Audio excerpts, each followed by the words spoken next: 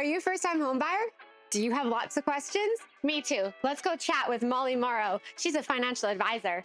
Hi. Do you want to come on a walk with us? Absolutely, I do. Good. Molly, thanks for meeting with me. Yeah, absolutely. Let's pretend that I'm a first-time home buyer and I don't have enough money to buy my house. What are some things that I can do? Yeah, I mean, I think that's like a very common concern for people when they are purchasing their first home because, I mean, it's a big financial decision that people are making. Yeah. And so we have a lot of different options. I mean, number one, you need to be talking to somebody. You need to get that education from somebody. And also, number two, you need to start by being disciplined, right? Yeah. Putting money away. There's multiple vehicles that you can invest money in. Number one is the RRSP, which is our traditional, right? It's a good way to, for sure. But then we have this first home savings account. That's what I'm curious Yeah, about. I mean, most people are curious about this because it is like a new term and people are wanting to put money away. I just love, the way the generation is going with money, is they're wanting to talk about it more. Like, how do I save more? How do I get to my financial goals quicker? And this first home savings account gives you a vehicle to contribute money to, put it inside this vehicle, invest it, grow it, and also get a tax write-off. So there's no tax implications. No tax implications unless you don't utilize it for a first home savings account, right? So it kind of acts like an RRSP, but also grows tax-free and you can access tax-free if you are purchasing a qualifying home. Nice addition to what they currently have, right? So am I eligible for this account? Well, if you're pretending to be a first-time home buyer, absolutely. It has to be the first time you're purchasing a home. Okay.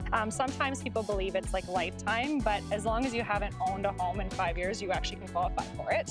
What? I know, crazy, right? Oh, I didn't know that. Yeah, and then also, this one I don't love to talk about, but separation, right? If there is a separation between spouses, there's qualifications there too as well that you can potentially be eligible for it. Okay. You have to be 18 years old or legal in your province, right? Okay. Up to 71 years of age, and then a Canadian citizen. So, I mean, most people qualify for it.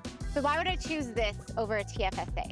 Yeah, great question. Because typically, like when we utilize like a tax-free savings account, we utilize that for other things like emergency funds or things that we're going to access differently or savings for retirement. Okay. But this one, it gives you that tax write-off, whereas the tax-free savings account doesn't. You can contribute $8,000 a year with a maximum lifetime of $40,000 inside of it. So you can imagine like $40,000 of tax deductions is going to help you. It's awesome. As long as you open it, like you have to have it open, and then the contributions are added each year, which is so nice.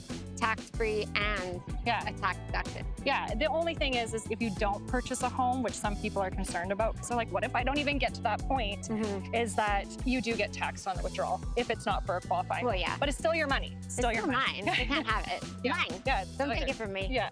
But it's helping with the taxation, which is huge when it comes to our finances. One of the biggest killers is taxation. Okay, so now I'm not a first-time home buyer anymore, but I am a mom, and a lot of parents are having some real concerns about, is my child going to be able to afford a house when they're older? I mean, that is a great concern, I think, as a fellow mom, too, of the cost of living. I mean, everything is increasing in cost, and inflation, these are all things that are, causing fear, right? So, I mean, setting up any sort of plan, whether that be a savings plan or utilizing, different vehicles to invest money for kids is perfect, right? So typically, most of us go towards like a savings account with our kid's name in it, but it's not an investment account, right? And if you've had any experience investing, that's how you build the growth, right? You got to keep up with inflation. So your money has to at least be making the rate of return that you can. So we do have access to something called a permanent tax shelter. The cool part about this is that it allows kids as little as 15 days old to grow money inside the shelter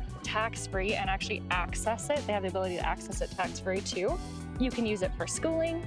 You can use it for a first home or a second home or a third home, which is great. So there's no like stipulations to accessing it. The money is still yours. So it's a great thing that you can, because we just never know what our kids want. Yeah. Right? We never know if they're going to like travel abroad or if they're actually going to go to accredited school or if they're going to purchase a home or we just don't know. Why don't we have a magic ball? Right. So this is a really great way of setting up a plan for them and allowing them to access money later on in adulthood when things are just expensive.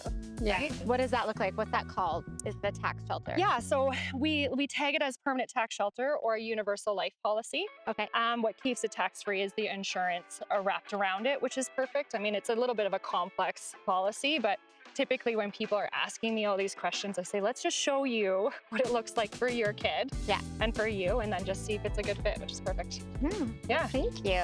That's very helpful. Molly, where can people find you? How do they get a hold of you, and why would they want to hire you? There's multiple ways to contact me, but best way is obviously on Instagram. I became passionate in financial services as a broker, so I do everything from helping people with their debt, restructuring debt, to protecting their income, also growing wealth and being able to meet those financial goals. So retirement planning, real estate planning, I'm like, you name it. You got some pets, we can insure them too. Anything in the financial world, I have a touch point on, which is a lot of fun. And it's nice to be able to help families, in such a scary time, right? I mean, finances is always a topic of conversation, and just being able to kind of give them that hope and guidance, because typically the internet doesn't give us a ton of information, right? So just love it, getting to know families, growing with them and helping them grow their wealth. Aww. Yeah. Yay. Well, if you have any questions, make sure you reach out to Molly or myself, and we will get you the answers you need.